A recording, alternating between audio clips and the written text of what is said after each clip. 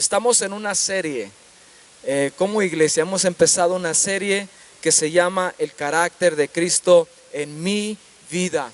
Así es que hemos estado estudiando atributos del carácter de Cristo y de una forma práctica estamos aprendiendo a caminar en el gozo del Señor, en la paciencia del Señor. Y hoy vamos a estudiar otro atributo más que en lo personal creo que es un reto personal. Así es que hoy vamos a hablar acerca de la humildad. ¿De qué vamos a hablar? De la humildad. Y la contraparte de la humildad, ¿qué es? La soberbia o el orgullo. Definitivamente hablar de humildad, tenemos que hablar de orgullo. Y créemelo, que creo yo que va a ser muy nutritivo para todos, incluyendo a su servidor. Dice verso 3 del capítulo 2 de Filipenses: nada hagáis por contienda o por vanagloria, antes bien con humildad, estimando cada uno a los demás como superiores a él mismo, no mirando cada uno por lo suyo propio, sino cada cual también por lo de los otros. Haya pues en vosotros este sentir que hubo también en Cristo Jesús, el cual siendo en forma de Dios no estimó el ser igual a Dios como a cosa que aferrarse, sino que se despojó a sí mismo, tomando forma de siervo, hecho semejante a los hombres, y estando en la condición de hombre, se humilló a sí mismo, haciéndose obediente hasta la muerte y muerte de cruz. Padre, oramos en esta mañana pidiendo tu carácter, pidiendo que tú nos des de tu humildad, oh Dios. Queremos, Señor, ser como tú. Padre, reconocemos que tú viniste en humildad, Señor, y te hiciste siervo por amor, Señor, a nosotros. Padre, te vestiste de carne, te vestiste, Señor, en una humillación, Señor, que no era necesaria, pero más sin embargo diste ese paso, Señor, y te entregaste, Señor, en obediencia a la voluntad del Padre hasta la muerte. Y en una muerte de calvario, en una muerte de sufrimiento, en una muerte de dolor, y todo porque en ti había humildad. Señor, deseamos caminar en esa humildad. Deseamos caminar en esa humildad. Dile personalmente: Señor, yo deseo esa humildad tuya. En esta parte del día, yo deseo esa humildad. Padre, imparte a través de tu Espíritu Santo el carácter tuyo a cada uno de los que estamos aquí. Amén. Bueno, pues la mala noticia en cuanto a la humildad es que es muy doloroso el poder desarrollarla en nuestros corazones. ¿Sabes por qué? Porque involucra que hagamos morir nuestro orgullo, involucra que tengamos que matar nuestro ego. Por eso es difícil desarrollar la humildad en nuestros corazones. La verdad, el orgullo se siente bien en todo, ¿sí o no? Cuando hacemos algo bien, cuando nos creemos capacitados para algo, se siente bien, se saborea bien, sabe bien el orgullo. De hecho, el orgullo es como un saco que a todos nos gusta, y es un saco que es a la medida, siempre nos queda bien.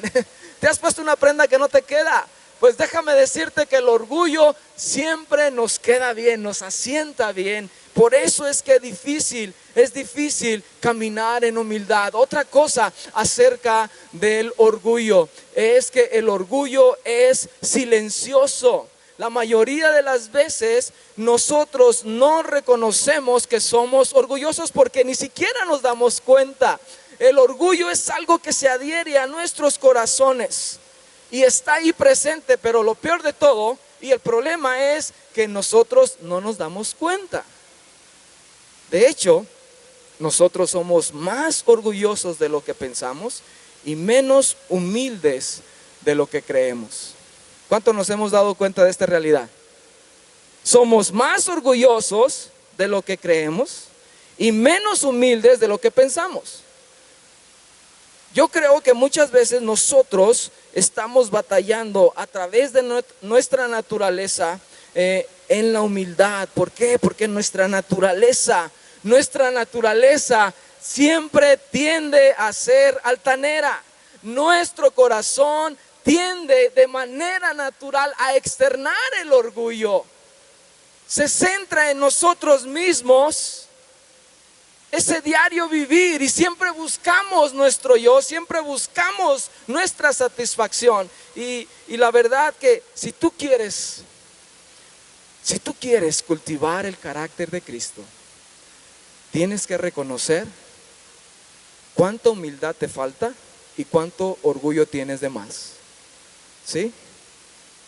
¿Cuánta humildad te hace falta para poder relacionarnos unos con otros en casa, en tu trabajo? Y tenemos que darnos cuenta de cuánto orgullo tenemos de más para poder atender, para poder caminar como Cristo nos demanda. Como seguidores de Jesús tenemos que ser personas humildes, capaces de servir a los demás, reconocer que tenemos fallas, que somos vulnerables, que realmente somos débiles.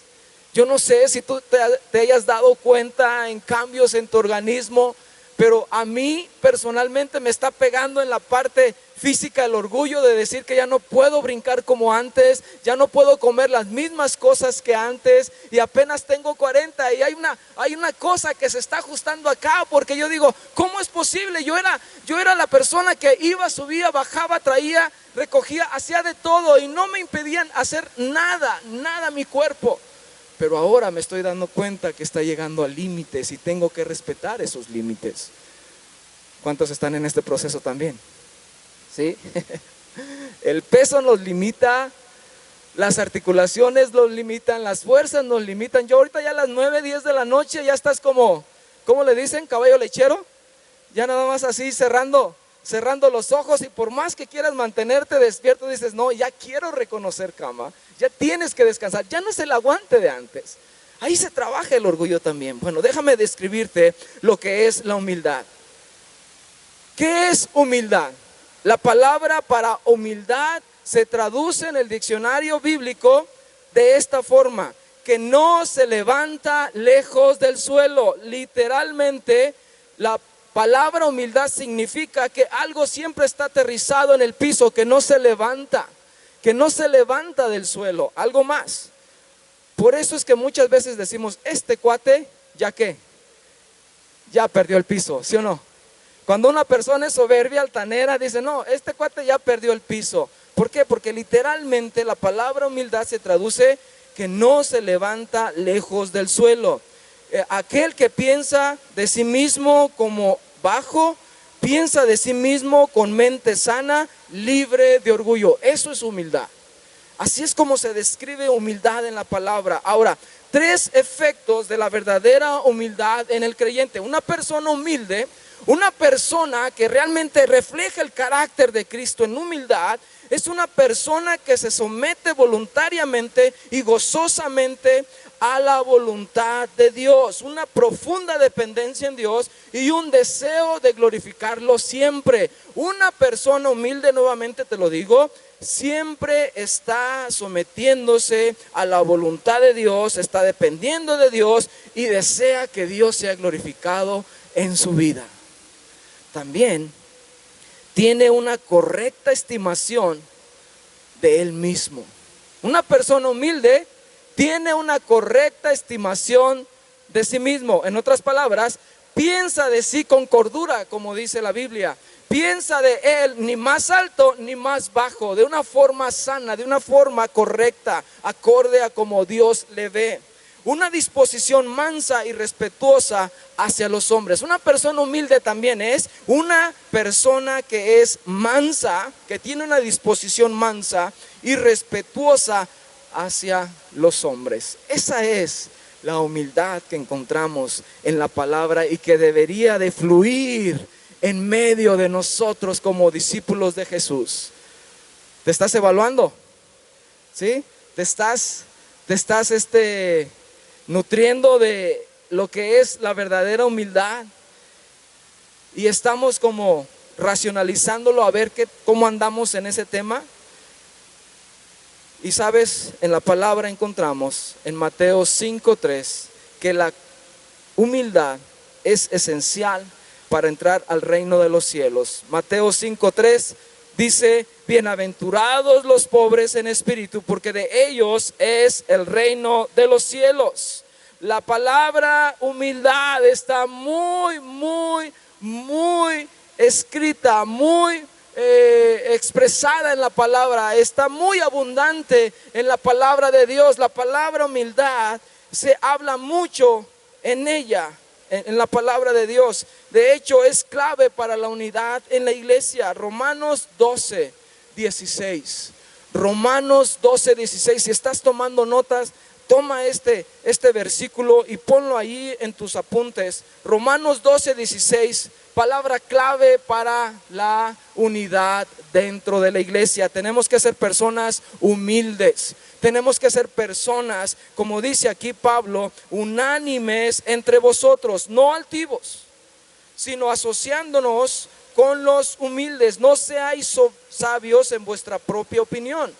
En la iglesia no hay lugar para la altivez. No debería de haber cabida para el orgullo. ¿Sabes tú que el orgullo es una de las cosas que Dios más odia? ¿Cuántos sabían eso?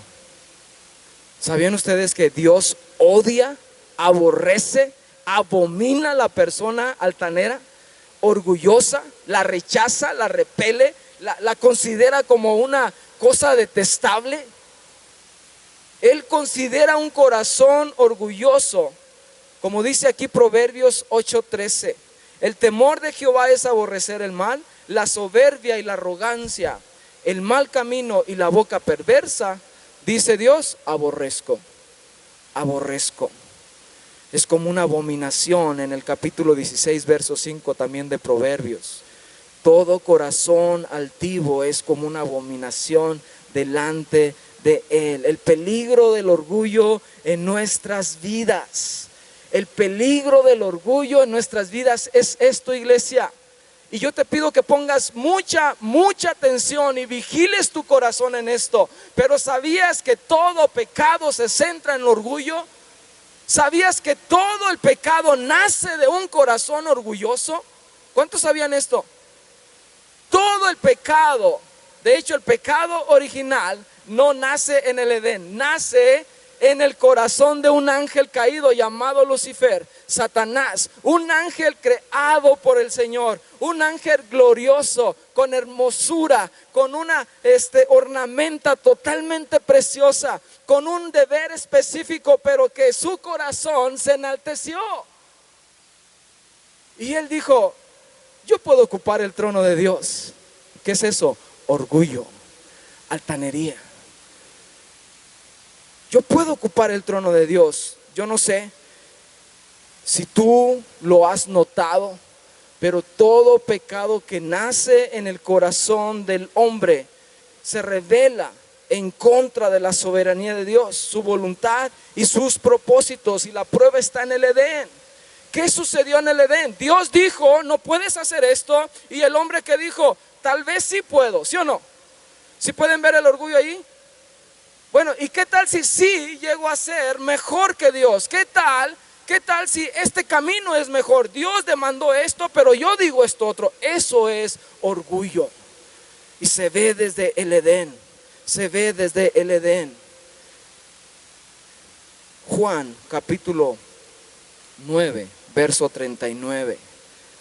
Hay una escena aquí entre Jesús y los fariseos. Jesús sana a un ciego de nacimiento, y al final del capítulo, después de un largo proceso de juicio, tratando de investigar cómo había sido esta sanación, Jesús confronta a los fariseos y habla acerca del peligro del orgullo en nuestras vidas. Creer que no estás ciego cuando sí lo estás. El orgullo produce una ceguera espiritual. El orgullo produce en nosotros una ceguera que no va a permitir que tú camines con el Señor, que te desarrolles en un carácter que necesita ser pulido, que necesita ser cambiado, porque el orgullo te limita. Dice, no, yo no tengo necesidad de esa medicina, yo no tengo necesidad de ayuda, yo no tengo por qué escuchar, hay otros que están peor que yo estoy bien. Esa es la mentalidad que Jesús confronta delante de estos fariseos.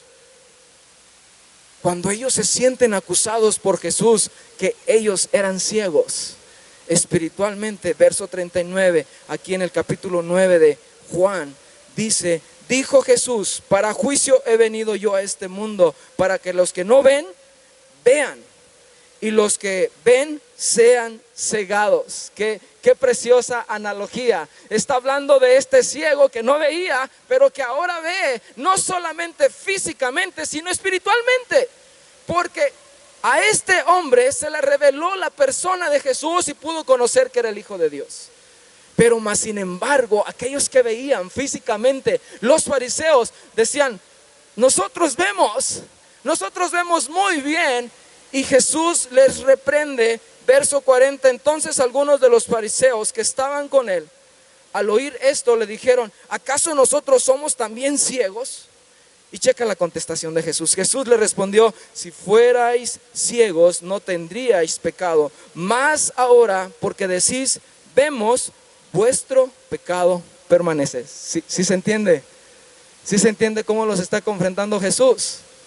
El problema del orgullo es que produce ceguera espiritual. Estos hombres creían que veían bien por sus tradiciones, se creían espirituales, pero en realidad estaban cegados espiritualmente. No veían la gloria que estaba delante de ellos. No veían al Hijo de Dios haciendo obras magníficas. ¿Por qué? Porque su entendimiento estaba centrado en lo que para ellos era lo correcto y no lo que Dios demandaba. Podemos decir que la humildad está vinculada a la obediencia totalmente. Está vinculada a la obediencia de una forma muy completa. Romanos capítulo 1, verso 21 y 22. Pues habiendo conocido a Dios, no le glorificaron como a Dios, ni le dieron gracias, sino que se envanecieron en sus razonamientos, y su necio corazón fue entenebrecido. Profesando ser sabios, se hicieron necios. Ese es el producto de un corazón orgulloso. Ese es el efecto natural en el hombre que se cree sabio en sus propios caminos. El científico, el doctor, el filósofo, el hombre que cree que domina todo, que sabe todo y que todo tiene una explicación, pero bajo sus términos, bajo sus formas, bajo su práctica, bajo sus experimentos. De eso está hablando aquí Romanos. Y cuando el hombre se cierra en sí mismo creyéndose sabio, se embrutece su corazón, se endurece su corazón de tal manera que queda cegado y no puede revelarse a su vida ese Dios glorioso, ese Dios precioso. ¿Qué es el orgullo? Déjame definirlo. ¿Qué es el orgullo? Estima propia exagerada que ciega a su poseedor a las debilidades y peligros. Otra vez. Estima propia exagerada que ciega a su poseedor a las debilidades y peligros. Pavimenta el camino a su humillación y destrucción. Déjame darte algunos ejemplos de cómo es o cómo actúa una persona orgullosa. Y yo pido que pongas mucha atención a estos aspectos que describen a una persona orgullosa. Dice aquí que la persona orgullosa no acepta la corrección o sugerencias, no es enseñable. Y dice frases como estas: yo sé lo que estoy haciendo, nadie me tiene que decir lo que yo debo de hacer. ¿No sabes con quién estás hablando? ¿Alguna vez hemos usado esa frase, jóvenes? Yo sé lo que estoy haciendo, tú no me tienes que decir nada.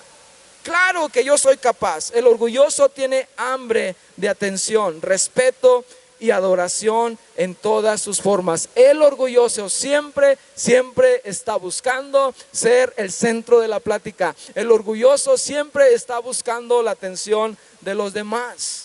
El orgulloso siempre también tiene un exceso de confianza. Cree que todo lo que hace, dice y piensa es perfecto. Si tú crees que tú no te equivocas, hay orgullo en tu vida.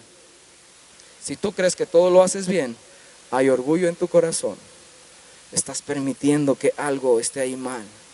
Por lo tanto, es difícil que admita sus fallas, se justifica ante sus errores constantemente.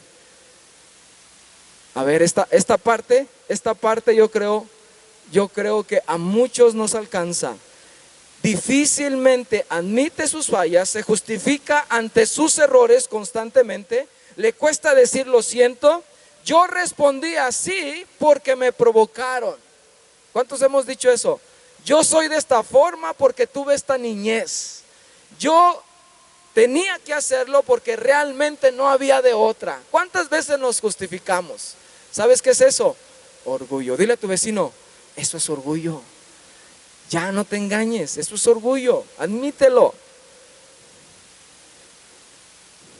El orgulloso, fíjate también lo que hace una persona con un corazón orgulloso, no olvida la ofensa. El orgulloso, le haces cualquier cosita, es más, hasta le soplas y ya se ofendió. Lo volteas a ver mal y ya se ofendió. No lo saludas y ya se ofendió. Lo saludaste de más y se ofendió. ¿Sí me explico? Como diciendo, ¿qué traes? ¿Qué traes? ¿Por qué? ¿Algo quieres? ¿No les ha pasado? O sea, el orgulloso siempre está incómodo. Amplifica las ofensas, exige la justicia para sí mismo, demanda una disculpa por pequeña que sea la ofensa y le cuesta perdonar. Habla de los pecados de otros con desprecio, se irrita, frustración y juicio hay en su boca siempre. Cuando amplifica las ofensas, no sé si te ha pasado o has escuchado o tú mismo lo has hecho, pero yo creo que la frase de se ahoga en un vaso de agua tuvo que venir de un club de orgullosos. ¿Sabes por qué?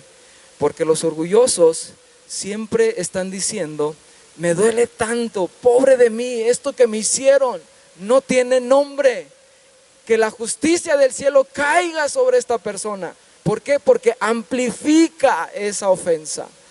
Y estamos constantemente, Señor, haz algo. Oye, pero es que no es para tanto. Siempre está amplificando la ofensa. Es autosuficiente. Yo no te necesito ni a ti ni a nadie más. Yo lo puedo hacer, ¿cómo decimos? Yo lo puedo hacer solo. No vengas conmigo a darme lata o a querer apoyarme porque yo estoy capacitado para hacer esto. Yo puedo hacerlo a mi manera, conmigo basta y sobra. ¿Cuántos creemos? ¿Cuántos creemos que somos la última Coca-Cola del desierto? Que la empresa no funciona sin nosotros, que la escuela no funciona sin nosotros. ¿Cuántos de nosotros creemos que ese lugar no sería lo mismo sin nosotros? Hay veces que creemos eso. Y eso es orgullo. Eso es orgullo.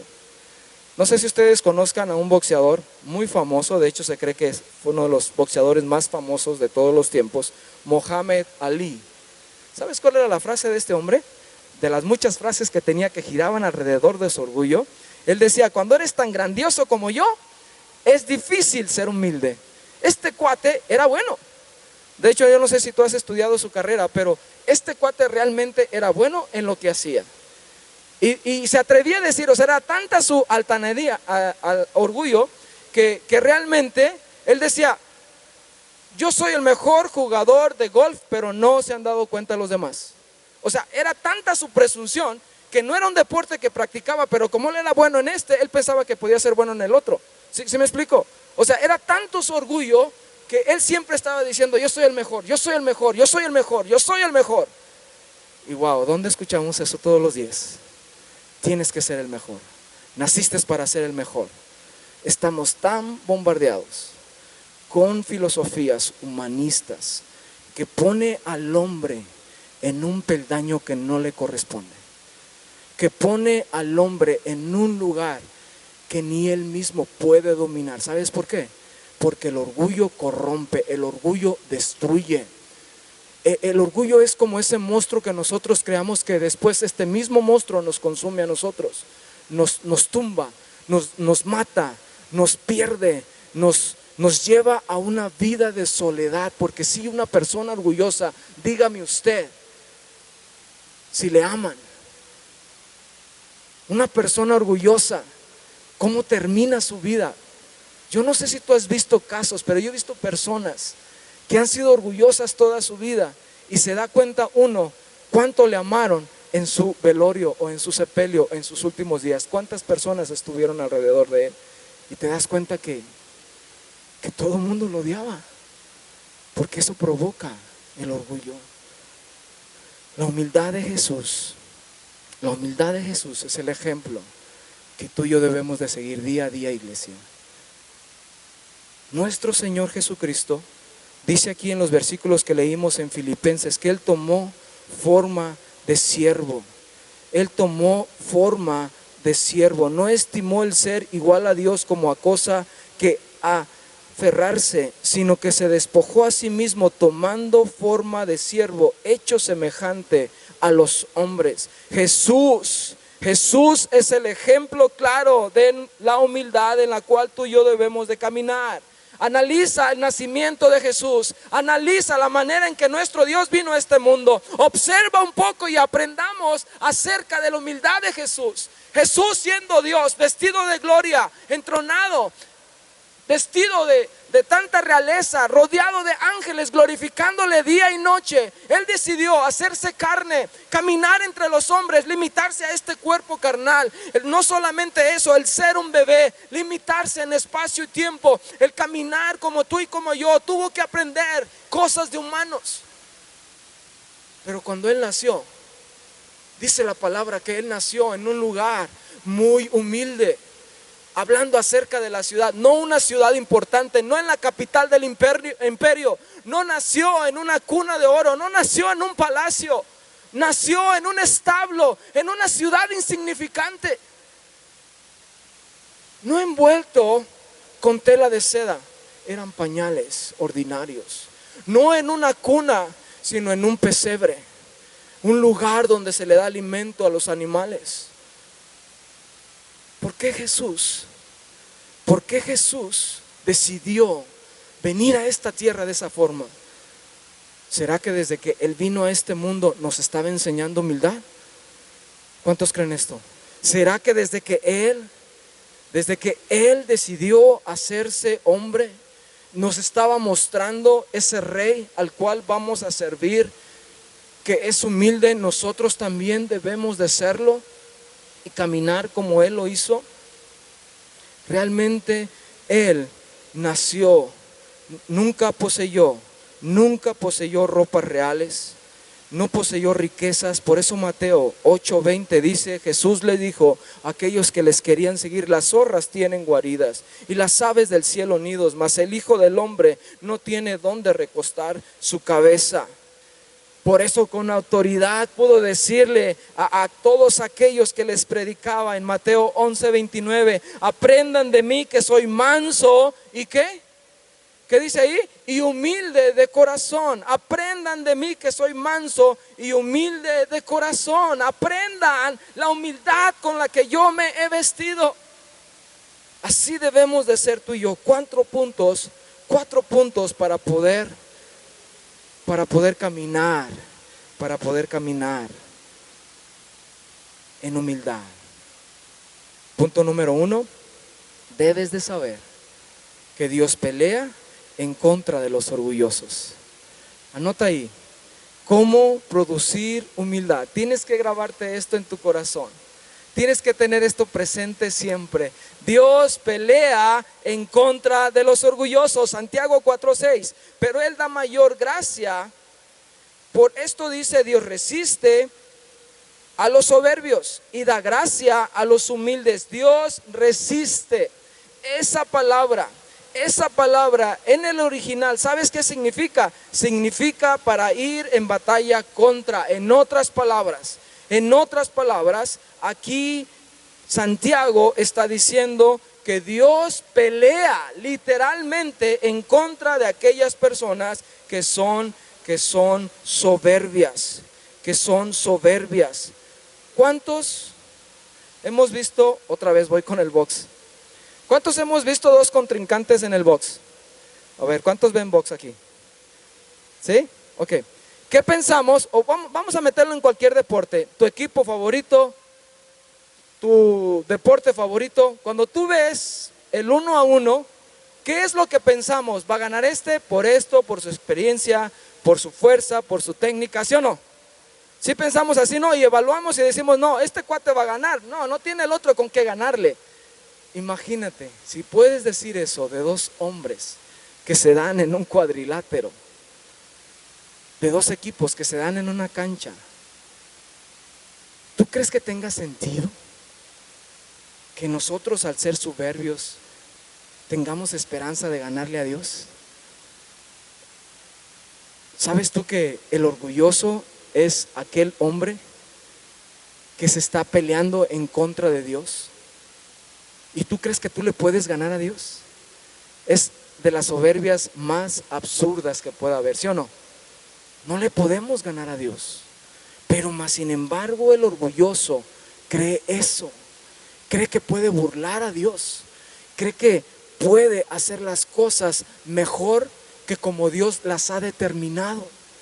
El orgulloso cree que la vida en sus manos está mejor, que las riendas de su familia fuera de los principios bíblicos es mejor, que el vivir su vida moralmente como él quiere, teniendo un quebrantamiento constante de las leyes establecidas de Dios en cuanto al matrimonio, en cuanto a la moralidad, es mejor. Imagínate esta depravación, iglesia, que Dios se equivocó conmigo cuando yo debería de haber sido mujer y me dio un sexo de hombre. ¿Sí estás aquí? O sea, ¿sí entiendes la soberbia que hay en el hombre de, Dios se equivocó, en realidad yo soy una mujer aunque me vea como hombre, o viceversa, soy un hombre aunque me vea como mujer? ¿Sí se dan cuenta de la soberbia? ¿Sí se dan cuenta de cómo el hombre pelea en contra de Dios? Y lo más contundente, lo más certero, lo más correcto es que esta persona caiga de una manera abrupta. Dice Romanos 13:2, de modo que quien se opone a la autoridad, a lo establecido por Dios, resiste a lo establecido por Dios resiste, y los que resisten acarrean condenación para sí mismos. Proverbios 16:8, antes del quebrantamiento es la soberbia, y antes de la caída la altivez de espíritu. Dios realmente pelea en contra del orgulloso, y vemos que en nuestras vidas puede haber orgullo, hay mucho orgullo en el mundo, de tal manera que llegamos a estos límites tan excesivos en cuanto al orgullo. Pero en la palabra de Dios vemos varios ejemplos de cómo Dios peleó, o estos hombres quisieron pelear con Dios, y cómo les fue. No sé si te acuerdas de Faraón. No sé si te acuerdas de una nación llamada Edom, hermanos de Israel, una nación orgullosa que Dios castiga en el libro de Abdías. Y también tenemos otro ejemplo, Nabucodonosor, un rey babilónico que se sublevó en contra de Dios, que pudo decir, esta es la Babilonia que yo he creado, esta es la Babilonia grande, majestuosa, gloriosa, que habla de mi gloria. Y dice la palabra que todavía estaba él hablando cuando ¡pum! Dios le toca. No sé cómo fue esto, pero este hombre sale de sus sentidos y se convierte como una bestia de campo. Se convierte en un animal. Punto número 2. Un concepto adecuado de ti mismo. Dile a tu vecino, no eres mejor que los demás. Dile fuerte, tú no eres mejor que los demás. Y lo peor, nunca lo serás. Nunca serás mejor que los demás, porque no eres mejor que los demás. Tenga un concepto adecuado de sí mismo. Piense de sí con cordura. No se levante del suelo. No se levante del suelo. ¿Cuántos hemos ido a comprar en un lugar estos globos de helio? ¿Sí los hemos comprado? ¿Cuál es la naturaleza de este gas? Al ser más ligero que el aire, ¿qué hace? Se levanta. ¿Sabe qué? Póngase unas piedritas en los tobillos, por favor. No se levante del suelo. Cómprese unas amarras o algo, no sé, ahí con unas pesas, pero tenga un concepto adecuado de sí mismo. No sea como ese globito. ¿Qué le pasa al globito? Dile a tu vecino, te tienes que desinflar. Desínflate un poco. Estás un poquito inflado. ¿Sabes por qué? ¿Qué le pasa al globito cuando se le empieza a escapar el aire? Se empieza a bajar, ¿no? Y hay un punto donde ya no está elevado, o sea, ya no se te va. ¿Cuántos niños jóvenes hay traumados que se les fue su globito de helio en su graduación o su regalo, no sé? Ay, se le fue el globo. El globo, cuando se le empieza a fugar el aire o el gas helio, llega a un punto donde ya no se eleva. Nosotros tenemos que desinflarnos. Eso es tener un concepto adecuado de nosotros mismos. Colosenses 3:17 dice: y todo lo que hacéis, sea de palabra o de hecho, hacedlo todo en el nombre del Señor Jesús, dando gracias a Dios Padre por medio de Él. ¿Cómo podemos sacarnos el aire? Oblíguese, sea intencional en esto. Joven, se sacó un 10, dele la gloria y la honra a Dios. Empresario, papá, lo ascendieron en el trabajo, dele la gloria a Dios. Eso es desinflarnos. Reconozca a Dios en todo. Que le fue muy bien en ese día de trabajo, dele la gloria a Dios. Jamás piense que fue por su fuerza. Jamás piense que fue por su astucia. Jamás piense que fue por su inteligencia. Dele la gloria a Dios. Eso te va a desinflar todos los días, pero que sea algo intencional que tú hagas. Si te chulean tu casa, si te chulean tus hijos, si te chulean tu auto, dile gracias a Dios. Obliga a tu carne, obliga a tu corazón, obliga a tu ego a que se salga de tu corazón inflado. Tenemos que caminar siempre en una actitud donde nada es nuestro. Nada de lo que tenemos es por nuestra propia cuenta. Siempre lo hemos recibido de parte de Dios. Punto número 3, cuide los motivos del corazón. Punto número 3, cuide los motivos del corazón. Siempre dele la gloria al Señor. Yo no sé cuántos han usado estos aparatitos, glucómetros se llaman, ¿sí? Estos leen el azúcar, ¿cierto? La glucosa, pues. Pero una persona que padece diabetes tiene que hacer eso, creo que cada rato, ¿no? O cada cuánto, desconozco. Pero tiene que hacer una lectura diaria, ¿no? ¿Sí o no? ¿Sabes qué? Nosotros estamos enfermos de orgullo. Y así como una persona, creo yo, y lo digo incluyéndome, claro, todos tenemos que tener una especie de aparatito igual. Así como se checa la glucosa diariamente, constantemente, cuando la persona se empieza a sentir mal, dice, me voy a detectar qué tanta azúcar traigo para tomar medicamento. ¿Sabes qué? O esos aparatitos en el hospital, ¿cómo se llaman? Esos que te checan tu ritmo cardíaco, no sé cómo se llama. Esos monitores Holter, creo que se llaman. Esos monitores es como, a ver, ¿cómo ando de mi ego? ¿Cómo ando de mi orgullo? Tienes que hacer eso constantemente. Cuida los motivos de tu corazón al revisarte constantemente. ¿Por qué estoy haciendo esto? ¿Por qué quiero servir? ¿Por qué vengo a la iglesia? ¿Vengo a buscar al Señor? ¿Realmente le amo? ¿Le deseo? ¿O estoy aquí porque no tenía otra cosa que hacer? ¿O porque me enseñaron a venir a la iglesia los domingos? ¿Cuál es la intención de tu corazón? ¿Cuál es la intención de tu corazón al estar ayudando a otros? ¿Para que te observen? ¿O realmente lo haces? Lo haces porque has reconocido que el Señor te ha alcanzado y que te ha amado hasta lo sumo, de tal manera que dio su vida por ti en la cruz, pero te llamó para que le sirvas. ¿Has entendido eso? ¿Con qué intención haces las cosas?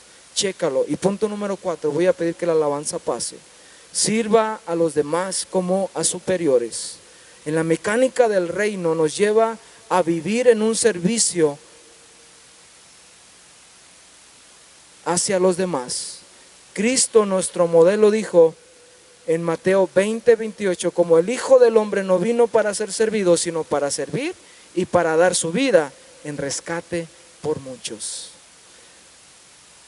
Pasen, por favor. Sirva a los demás como a superiores. No mire para abajo, iglesia, mire para arriba. Cambie su forma de mirar a los demás. Aunque sea un pequeño en el reino de los cielos, aunque sea un pequeño en la iglesia, aunque sea un nuevo en la iglesia, mírelo con respeto. Mírelo como alguien a cual usted le puede servir, a alguien sobre el cual usted puede practicar humildad, a alguien al cual le puede ayudar a resolver un problema. ¿Estás aquí, iglesia? ¿Sí? Practique la humildad. ¿Cómo? Pues al tener a los demás como a superiores. Mateo 20:25-27. Entonces Jesús, llamándolos, dijo: sabéis que los gobernantes de las naciones se enseñorean de ellas, y los que son grandes ejercen sobre ellas potestad. Mas entre vosotros no será así, sino que el que quiera hacerse grande entre vosotros será vuestro ¿qué? ¿Qué cosa, iglesia? Será vuestro servidor. Será vuestro servidor. Y el que quiera ser el primero entre vosotros será vuestro siervo. ¿Quieres grandeza? La mecánica del reino es esta. Si quieres ser grande, ahorita, aquí, en esta tierra, tienes que servir a los demás. Tienes que servir unos a otros. Tenemos que servirnos unos a otros. ¿Es algo que no nos gusta? Sí. ¿Es algo que va en contra de lo que hacen las autoridades en los gobiernos, lo que hacen las personas en este mundo? Sí, va en contra de eso. Jesús lo marcó eso a sus discípulos. ¿Sabes qué? El mundo se dirige de esta forma, pero yo quiero que ustedes se dirijan de esta otra. Yo quiero que ustedes caminen en humildad. ¿Por qué no te pones de pie, por favor? Camina en humildad. Cede delante de Dios. Si hay un corazón orgulloso que tú has detectado, si hay cosas que te están atrapando en este orgullo, yo te pido que tú te pongas a cuentas con el Señor. ¿Por qué? Porque si tú no lo haces, el Señor lo hará por ti. Y la palabra es bien clara, que el Señor da gracia a los humildes, pero resiste a los soberbios. Cualquiera que se enaltece, en la palabra está claro, será humillado, y el que se humilla será enaltecido. ¿De cuáles quieres ser? ¿De aquellos que ahorita se enaltecen y que en su presencia sean humillados? ¿O aquellos que se humillan ahorita y que en el final de los tiempos pueda decir Jesús: bien hecho, siervo fiel? ¿Cómo está tu corazón? ¿Cómo es tu cristianismo? ¿Cómo es tu carácter, iglesia? ¿Hay vestigios de orgullo? ¿Por qué no tomas un tiempo y medita delante de Dios? Dice una frase de Timothy Keller: si soy amado por gracia, ¿cómo puedo sentirme superior a alguien? Si soy amado por gracia, ¿cómo puedo sentirme superior a alguien? La sangre de Cristo me alcanzó. Yo no era nada. Yo estaba perdido y sigo siendo nada sin Cristo. Pero ahora en Cristo tengo un valor grande delante del Padre. Pero no es gracias a mis méritos, es gracias a aquel que me compró. Hoy puedes caminar libre de orgullo si haces una decisión importante. Si tú le dices: Señor, yo te entrego mi vida, yo te entrego mi corazón, yo te entrego todo lo que soy, en fe me arrepiento de mi maldad. Lo puedes hacer.